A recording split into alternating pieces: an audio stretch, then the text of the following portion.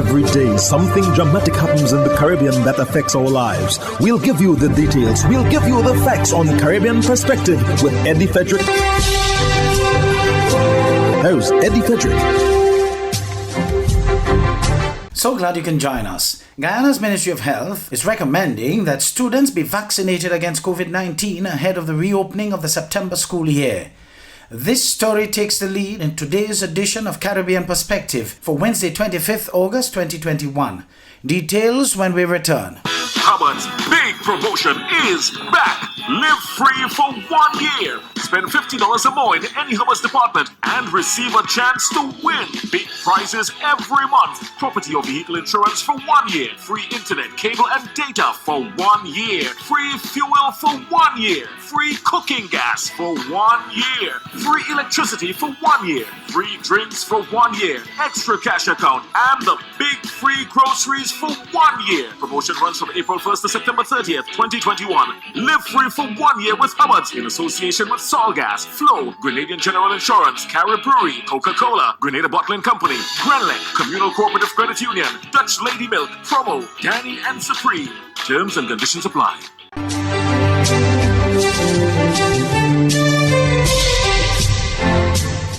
Welcome back. Guyana is determined to reopen schools in September, but set the condition that students must be vaccinated. Gordon Mosley of News Source Guyana tells us more. As the Ministry of Health and the Ministry of Education continue to meet to work out the modalities for the safe reopening of schools in September, the Ministry of Health is recommending that students be fully vaccinated against COVID-19 before returning to the classroom. Additionally, the Health Ministry also wants other measures, including the wearing of masks and physical distancing, to be implemented fully for the reopening of schools. Minister of Health, Dr. Frank Anthony. So you have three non-pharmaceutical methods of keeping people safe. Masking, social distancing, and of course sanitizing. And then we want to make sure that people are vaccinated. So once these four elements are in place, I think we can open schools and it would be in a much safer environment. Dr. Anthony explained that the vaccines which are being procured for children would cover children between the ages of 12 years old and 18 years old. He also said the Ministry of Education will continue to set the stage for the reopening of schools, noting that parents have been responding well to the vaccination plan. If we are going to reopen school in a very safe environment and protect the children, then you will have to get vaccinated. And I'm very happy that a lot of parents understand that and they're eager to get their child immunized. As you know, with the Delta variant, which is more infectious, we see it affecting children in a more adverse way. Additionally, the Health Minister explained that no school will be exempted from the vaccination requirements, which will be put in place for children, adding that private schools will also have to toe the line. Well, all schools, whether public or private, would have to comply with the requirements relating to COVID-19. The order does not make an exemption, whether you're private or not. So this goes across the board for all schools, and similarly, through the Ministry of Education, we will be working with those private schools to ensure that children that meet the age requirement would be able to get vaccinated at those schools as well. While the Health Ministry has been talking about the procurement of vaccines to cover children, it is still to indicate an arrival date for the vaccines. According to Barbados Today, Barbados is set to receive its final batch of COVAX procured AstraZeneca vaccines. Barbados Today understands that the shipment of 33,000 doses is in transit and is due to arrive tomorrow afternoon. Over the weekend, Prime Minister Mia Mottley said that after a final shipment from COVAX, Barbados is expected to receive another donation of AstraZeneca vaccines. She stressed that the government was keen on giving people a choice of vaccines, with AstraZeneca, Sinopharm and Pfizer being made available. Now, under Barbados's national vaccination program, 103,200 people have received the first doses of a COVID-19 vaccine, while 90,675 people, that's 33.5% of the population, have been given second doses and are now fully vaccinated. Meanwhile, opposition leader in Barbados has welcomed government's decision against mandatory COVID-19 vaccinations. Joseph Atherley gave his view on the decision following Prime Minister Mia Mottley's announcement in a national address over the weekend. I'm glad to hear in more definitive terms now that government is not agreeing to any move towards a mandatory vaccination program. I had said this earlier. I am glad to hear of the intended emphasis on education and information. I think that effort thus far has been deficient, and I had called for an improved platform so far as that is concerned. Jamaica has recorded its highest number of positive COVID-19 cases in a single day. Details in this TVJ News item. The country recorded 879 new cases of the coronavirus from 2,710 samples. The island's COVID-19 positivity rate now stands at 43.9%. The total case count is 62,712. Hospitalizations from COVID-19 are also at record highs. 607 people are now hospitalized with the virus, up from 573 on Saturday. 60 of those hospitalized are critically ill. There are 13,140 active cases on the island. In the meantime, the virus also claimed 14 more lives for the period August 2021, increasing the death toll to 1,402. The hurricane season is now upon us, so we as Caribbean people need to remember to think safety and be prepared. Avoid venturing outside during a storm or hurricane, especially if there are strong winds. Rooftops and other debris are often blown about and can cause great damage.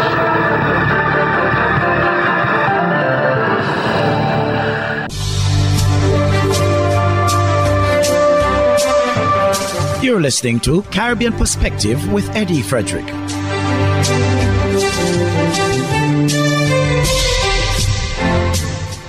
Our partners from Carib Update reports that Dominica's Prime Minister Roosevelt Skerrit says they will know in the next few days what variant, if any, is roaming the island amidst the worst COVID-19 spike. Prime Minister Roosevelt Skerrit said samples have been sent for analysis.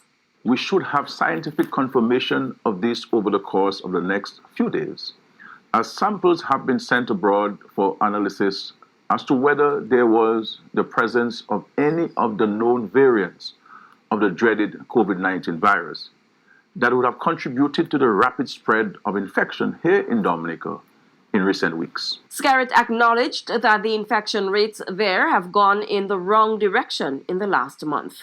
We have seen a number of recorded cases in Dominica soar from 218 on July 31st to 1,339 as at 6 p.m. today, Saturday, August 21st.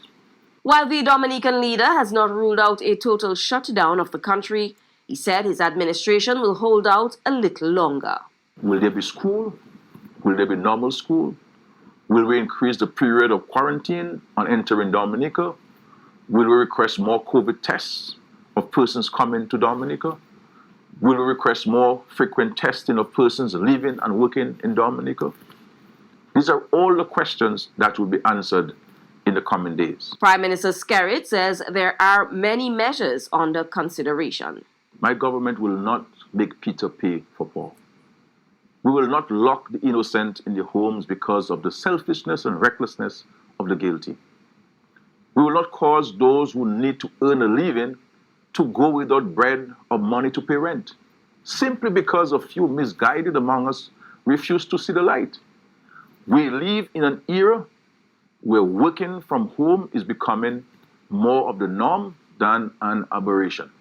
Accordingly, we shall encourage employers, even in the public service, to assign as many persons as possible to work from home. He said his country is still opened for business. I want to say to all of us that Dominica is open for business. Businesses which were not allowed to open over the past 3 weeks will be allowed to open with very few exceptions. We shall not curtail travel, but we shall appeal to travelers to be responsible. Do not expose yourself and do not be exposed unnecessarily to catching this virus.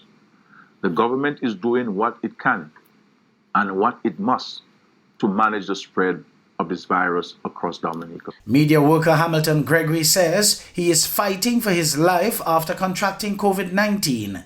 He is sharing his story as he gasps for every breath of life laid up in a hospital bed in St. Lucia. The message to fellow citizens is clear. Get vaccinated to reduce the chances of infection and the odds of severe illness. Gina Felipe of HTS News Force reports. Peers and the family decided to investigate the whereabouts of media worker Hamilton Gregory after not hearing from him for a couple of days. Loved ones and friends decided to check his residence after many searches came up empty. He was discovered unwell and sick at his home. Lo and behold, he had contracted the COVID-19 virus. The Hot FM staff member expressed thanks to persons who checked up on him. He is urging persons to get vaccinated. The first vaccine. Hamilton Gregory is unsure where or when he contracted the virus. He suspects he may have gotten infected during the coverage of the election campaign. There has been a surge of COVID-19 cases following the July 26 polls.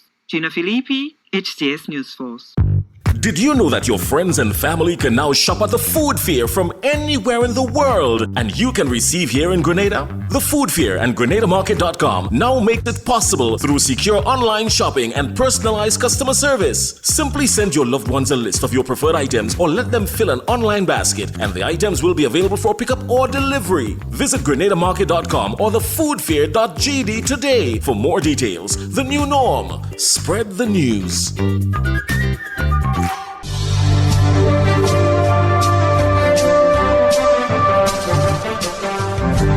I am Eddie Frederick. This has been Caribbean Perspective, a whole new approach to highlighting developments in the Caribbean. In the meantime, please continue to log on to CaribbeanPerspective.com for more daily news and more.